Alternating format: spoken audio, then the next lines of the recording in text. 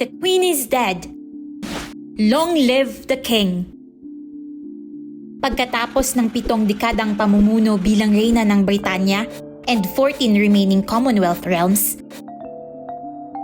pumanaw na si Queen Elizabeth II nitong Huwebes, September 8, 2022 sa edad na 96. It is a period of national mourning for the United Kingdom while tributes come from all around the world. And yet, the immediate transfer of power to King Charles III means that the monarchy remains uninterrupted. But what is the British monarchy? How does it work? Ano ang purpose nito? At ano na ang mangyayari rito after the death of its longest reigning sovereign? Here's what you need to know. Ayon sa report ng The Washington Post, 9 out of 10 humans of the living population ay ipinanganak habang reyna si Elizabeth II. She is often referred to as one of the remaining constants in this changing world. For one, she is one of the most recognizable faces in the world. There are people who say that she's probably the most photographed person of the 20th century. And it's a watershed moment, especially for us engaged in cultural discussions, because whether we like it or not, there's a certain amount of impact in how this death elicits a reaction. So that's why on social media, everyone is talking about the British Empire, the former British Empire, and how does her image or how does her position affect the discussions. Monarchy is the oldest form of government in the United Kingdom. At sa isang monarkiya, ang hari o reyna ang itinuturing na head of state. Gayunpaman, ang British monarchy ay isang constitutional monarchy. The idea of absolute monarchy, even for the British, was unpopular. They liked their kings, they do like their kings, but they don't like an absolute ruler. So sometime in the 1700s, they decided, we'll revolutionize how we understand monarchy and how we do monarchy. Sa ilalim ng constitutional monarchy, the monarch reigns but does not rule. Ang elected parliament government ang nagpapatakbo ng bansa, and the sovereign is obligated to follow the government's advice. The parliament is always supreme to the monarch. Ang tawag dyan, parliamentary supremacy. Bakit ito importante? Kasi ang the parliament is understood as the representation of the people. Because first, they vote for who is in parliament. And second, parliament is understood as protecting the direct political interests of citizens. That's the complex political system of the UK. There are still more than 40 monarchies in the world, and most of them have the same parliamentary supremacy. Denmark, Sweden, Spain, Norway, all thriving democracies, all thriving constitutional monarchies. Their monarchies are symbolic for nationhood and nation building.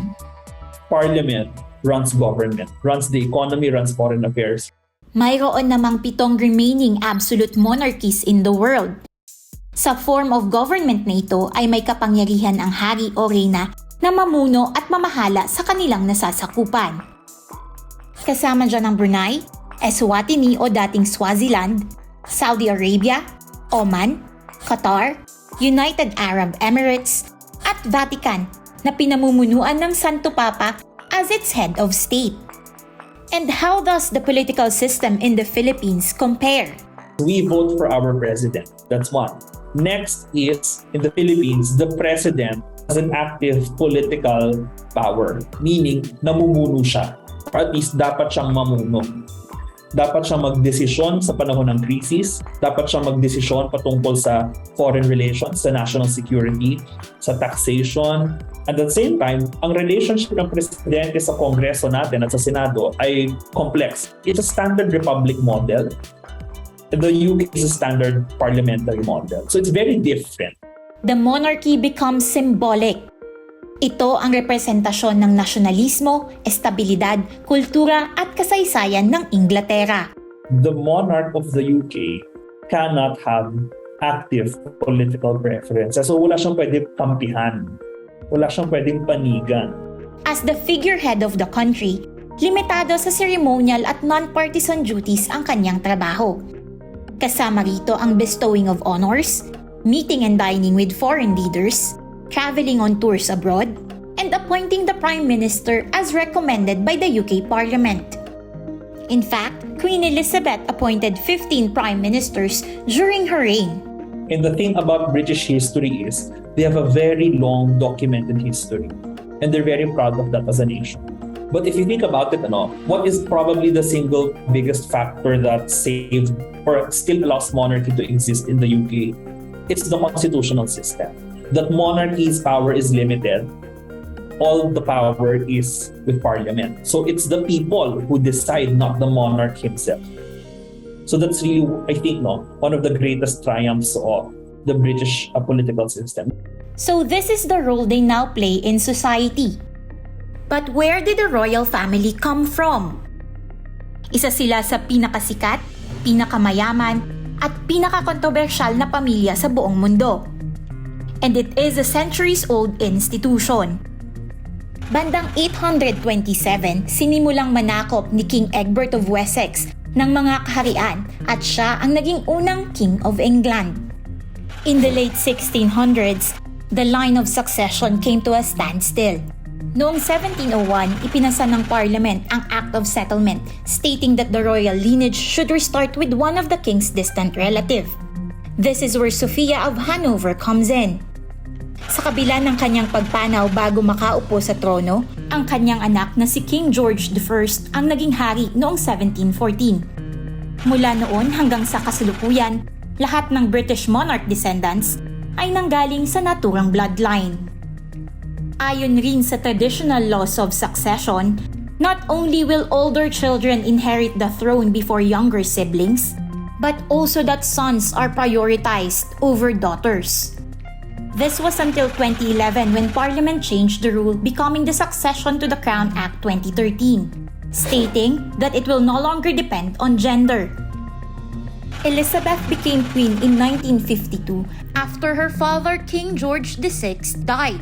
Right after she passed, her eldest son Charles ascended to the throne. And the latest line of succession looks like this. So what happens now? In the UK, sort of paradigm shift because all of a sudden, the center of cultural life, social life, even political life is different. All of a sudden, it's the son. Next naman, dun sa mga ibang bansa na siya rin na reyna, na ngayon na siya na rin si King Charles ang hari, pinag-uusapan na talaga ngayon kung dapat ba silang bumitaw na sa konsepto ng monarchy.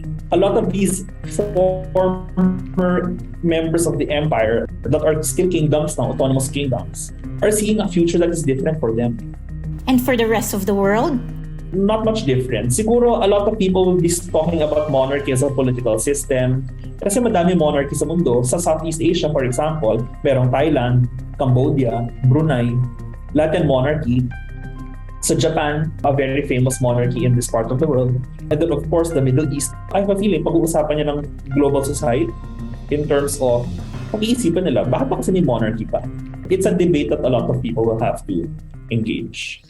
In 2022, mayroon pa ring popularity rating na 81% si Queen Elizabeth.